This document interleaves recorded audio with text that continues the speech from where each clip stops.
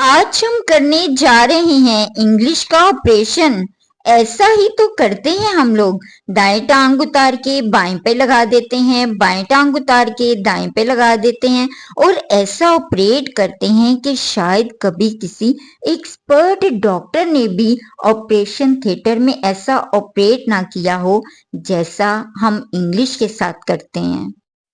आज इसीलिए मैंने ये चीज सोची कि क्यों ना एक ऐसी वीडियो बनाई जाए जिसमें आपको गाइड किया जाए कि कैसे आप इंग्लिश एक्सप्रेशंस को डेली रूटीन में यूज कर सकते हैं।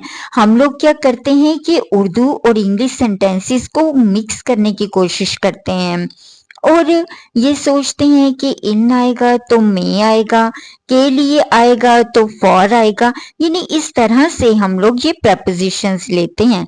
तो आज की वीडियो में मैं आपको बताऊंगी कि कैसे एक ही इंग्लिश एक्सप्रेशन को हम डिफरेंट वेज से एक्सप्रेस कर सकते हैं। I welcome to all of you in the third episode of my first session of English language course, Learn and Speak English. Today's episode is going to be very interesting because I am going to tell you how can you communicate in English by using some common expressions in your daily routine of life. How can you speak in English by using these common expressions in your daily routine of life. I will tell you how can you express your feelings, your emotions, your expressions by using these common sentences. Sometimes it happens a person knows about vocabulary, he knows about grammar, he knows about sentence structure, but he can't speak in English some common sentences which you use in your daily routine of life because he has hesitation, he has lack of practice. Practice is very necessary. Practice makes a man perfect. So, if you want to get perfection in learning English, then you will have to practice. You will have to learn it. You will have to give time to it. Now, without wasting time, let's start our lecture and I will tell you about some common sentences, how to use these sentences in your daily routine of life. अच्छा, एक sentence है जो हम अक्सर बोलते हैं और महीने के एंड पे तो लाजमी बोलते हैं, यार मेरे पास पैसे खत्म हो गए हैं। तो आप उसको कैसे एक्सप्रेस करेंगे कि आप कहेंगे all my money is gone, और इस तरह से भी कह सकते हैं कि I have run out of money, यानी दोनों एक्सप्रेशंस के साथ कर सकते हो कि I have run out of money, या फिर आप इस तरह से कह सकते हो all my money is gone. अच्छा, समटाइम्स ऐसा होता है कि कोई बंदा ना बड़ा फिलोसॉफिकल बोलता है, उसकी बातें ना समझ में नहीं आती हैं, तो आप कह सकते हैं कि तुम्हारी बातें तुम ही समझ सकते हो, only you can understand your words. अच्छा, अगर आपने किसी से कहना हो यार ये जरा कुत्तों वाली गली से दूर ही रहना, ठीक है, तो आप कैसे उसको एक्सप्रेस करेंगे? आप कहेंगे कि stay away from dog allies, okay, stay away from dog allies. लेकिन यही अगर आपने कहना हो कि ये गली के कुत्तों से जो है वो दूर ही रहना, तो आप कैसे करेंगे express? Stay away from street dogs, stay away from street dogs. Street dogs यानी गली वाले, गली के जो कुत्ते होते हैं उन्हें हम कहते हैं। हाँ, ये तो हमारे साथ अक्सर ही होता है कि कोई ना कोई जो है ना वो आकर बस हम पे बरस रही होता है। तो अगर आपने इस एक्सप्रेशन को बयान करना है कि तुम मुझ पर क्यों बरस रहे हो, तो आप इसको कैसे कहेंगे कि why are you yelling at me, why are you attacking me, okay, why are you yelling at me. अगर स्कूल से देर हो रही हो और आपको कहना हो कि मुझे स्कूल से देर हो रही हो, तो आप इस एक्सप्रेशन को कैसे कहेंगे? Oh, I am getting late for school, okay, I am getting late for school. इसकी स्पेलिंग क्या है? अब इसको आप दो तरह से एक्सप्रेस कर सकते हो कि what's the spelling of it.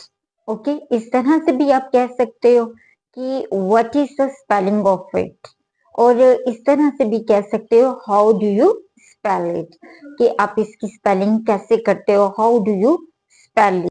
इसी तरह से आप कहते हैं कि तुम्हें इस रवैये की कीमत चुकानी होगी, यू विल हैव टू पे फॉर दिस बिहेवियर। उर्दू में एक एक्सप्रेशन है कि मैं लंच के बाद थोड़ी देर आराम करती हूँ, तो आप इसको इस तरह से भी कह सकते हैं, I usually take a nap after lunch. ठीक है, तो जो दोपहर के टाइम जो लंच के बाद जो आराम किया जाता है ना, उसमें थोड़ी सी नींद ली जाती है, इसलिए नैप बोला जाता है कि I usually take a nap after lunch. इसको आप इस तरह से भी कह सकते हैं, I usually take a short rest after lunch. Next expression है हमारा कि मैं सीढ़ी से गिर गया। अब यहाँ पर जब सीढ़ी से गिरना है तो डेफिनेटली नीचे की तरफ आते हैं, ऊपर को तो नहीं जाते। तो हम कैसे इस एक्सप्रेशन को डिस्क्राइब करेंगे कि I fell down the stairs, I fell down the stairs. अगर आपने किसी से पूछना हो कि आप मुझे कोई ऐसी जगह बता सकते हैं जहाँ पे ग्रोसरी बहुत अच्छी मिल जाए, या आप कहें कि क्या आप बता सकते हैं कि अच्छी ग्रोसरी कहाँ से की जा सकती है, तो आप उसको इंग्लिश में कैसे कहेंगे कि can you recommend me a good place for groceries. अब यहाँ पर मैंने रेकमेंड कहा है, जो सजेस्ट होता है ये कैजुअल ओपिनियन के लिए आता है, लेकिन अगर पर्सनल ओपिनियन के लिए आएगा तो फिर हम रेकमेंड करते हैं, कहते हैं, जो कि पर्सनल एक्सपीरियंस के ऊपर बेस करता है कि भैया आप अपने पर्सनल एक्सपीरियंस से बताएं कि कहाँ से अच्छी ग्रोसरी की जा सकती है। एक बड़ा ही प्यारा सेंटेंस है कि जब तुम बोलते हो बोलते ही जाते हो, फिर तुम चुप नहीं होते। तो हम इसको कैसे एक्सप्रेस करेंगे? हम कहेंगे when you speak you go on speaking and then you don't shut up। तो इस तरह से हम ये एक्सप्रेस करेंगे। अच्छा, अगर कोई बहुत ज्यादा बोलता है और आप बहुत इरिटेट होते हैं और आप कहते हैं कि मैं ही तुम्हारी बोलती बंद कर सकती हूँ या बंद कर सकता हूँ, तो आप उसको इंग्लिश में कैसे कहेंगे कि I can shut you up. ठीक है, I can shut you up, कि मैं ही तुम्हारी जो बोलती है वो बंद कर सकती हूँ। मेरा दिल तुम्हारे लिए तड़पता है। अब हम इसको कैसे एक्सप्रेस करेंगे? हम कहेंगे my heart yearns for you, या my heart longs for you. यानी इस तरह से हम ये एक्सप्रेस करेंगे। अगर आए कि मेरा दिल तुम्हारे लिए धड़कता है, तो आप कहेंगे my heart beats for you. यानी हम एक ही जो एक्सप्रेशन है ना, उसको कई तरह से हम कह सकते हैं। एक बड़ा ही खूबसूरत और प्यारा सा सेंटेंस है कि उसकी बातें दिल को छू लेने वाली हैं। तो अब देखिए इसको कैसे हम एक्सप्रेस करेंगे। His words are very heart touching. आप ऐसे भी कह सकते हो his words are very motivational, और इस तरह से भी बयान कर सकते हो कि his words give me motivation, his words are very impressive, his words are very expressive. यानी एक ही एक्सप्रेशन को कई तरह से बयान कर सकते हो। अगर किसी ने आपके साथ कुछ अच्छा नहीं किया या आपके साथ लॉयल्टी नहीं शो की, तो आप इस तरह से कह सकते हैं कि तुमने मेरे साथ अच्छा नहीं किया, you have not done good to me. और आप इस एक्सप्रेशन को इस तरह से भी कह सकते हैं, you have not been good to me. यानी दोनों तरह से आप कह सकते हैं, you have not done to me or you have not been good to me. Today's assignment is write some sentences, round about 20 sentences, and practice these sentences daily. I will meet you in the next video. Until you keep practicing.